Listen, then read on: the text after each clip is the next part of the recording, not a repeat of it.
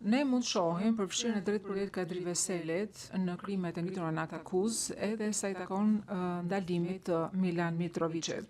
Në paragrafët 515 dhe 998 të dosjes tonë, diskutohet se si Veseli personalisht ka transferuar këtë person të keq trajtuar në Kleçk.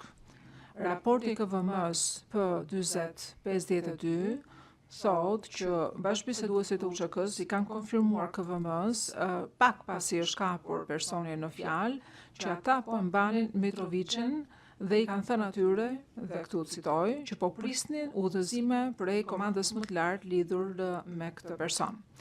Në këtë raport diskutohet se Mitrovici është ndaluar në Kleçk me shënimin shtabi kryesor Luli ngjitur me të. Veseli ka dhënë një deklaratë të mëparshme ku ka thënë që ka qenë në afërsi të Kleçkës kur Mitrovici është transferuar. Ky referim mund të gjendet në provën P-787 në paragrafët 4-7 në faqen 13. Një dëshmitar që ka thënë dëshmi ka thënë ky është një dëshmitar që është mbajtur në Kleçk me Mitrovicin dhe ka thënë në faqet 4-5 të provës 1-1-3-4 që ai dhe personat e tjerë në qelime të janë rrahur keqezi. Mbrojtja gjithashtu ka pasur mundësinë që të marrë në pyetje këtë dëshmitar Tenaser Krasniqin, sa i takon Milan Mitrovicit. Dhe kjo e gjitha ka ndodhur përpara se sa të merremi me dëshmitë e dëshmitarëve 4839, 4747, 3875 apo në modelin më të gjerë, praktikën më të gjerë të ndalimeve në Kleçk.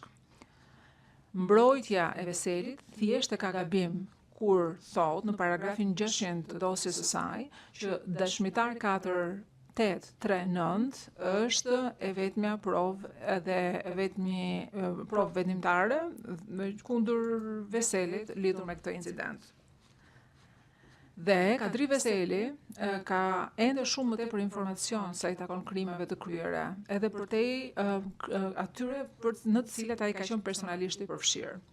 Në korrik të 98-ës, dhe në fakt kjo është diçka që e përmendi zoti Tigër dje, dëshmitari 2144 takua me Kadri Veselin dhe Hashim Thaçin. Dëshmitari paralajmëroi lidhur me rrëmbimet dhe ndalimet të pretenduara të UÇK-s nga ICRC-ja, nga kontaktet që kishte me kryqin e kuq ndërkombëtar në Malishev, ndërkohë që Thaçi i tha që UÇK-ja ishte një ushtri e rregullt dhe që respektonte konventën e Gjenevës. Kjo është thënë konkretisht, dhe këtu citoj. Nuk më kujtohet konkretisht se çfarë i thash Thaçit, por unë nuk kam ngritur pretendime specifike lidhur me krimet veçante, sepse nuk isha prova konkrete të prekshme. Megjithatë, unë ngrita këtë aspekt në terma të përgjithshëm dhe fola lidhur me pretendimet e ndalimeve dhe rrëmbimeve të raportuara gjerësisht në kontekstin e qasjes kryqit kuq ndërkombëtar. Veseli është pjesë e kësaj bisede. Mbrojtja e Veselit kundërshton specificitetin ose detajet e informacionit të dhënë në paragrafin 641 të dosjes vet, por dëshmitari ngre çështje të ndalimeve dhe të rrëmbimeve të UÇK-s të cilat ishin gjerësisht raportuara në kohë dhe këto probleme i ka ngritur me këta dy persona duke u mbështetur në qasjen e kryqit ndërkombëtar dhe të ndaluarit.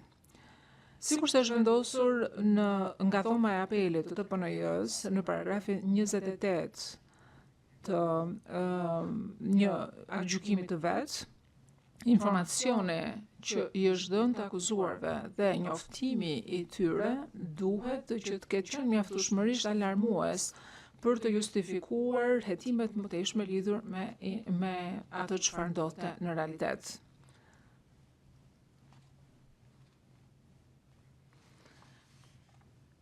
Mos angazhimi i Kadri Veselit për të parandaluar dhe për të ndëshkuar krimet në rolet që kanë mbajtur në shtabin e përgjithshëm në njësinë e zbulimit kundër zbulimit është një kontribut sa i takon akuzat të ngritura në atë akuzë për NKP-n, si dhe nuk ka përmbushur as detyrat e tyre si një epëror i përgjegjshëm.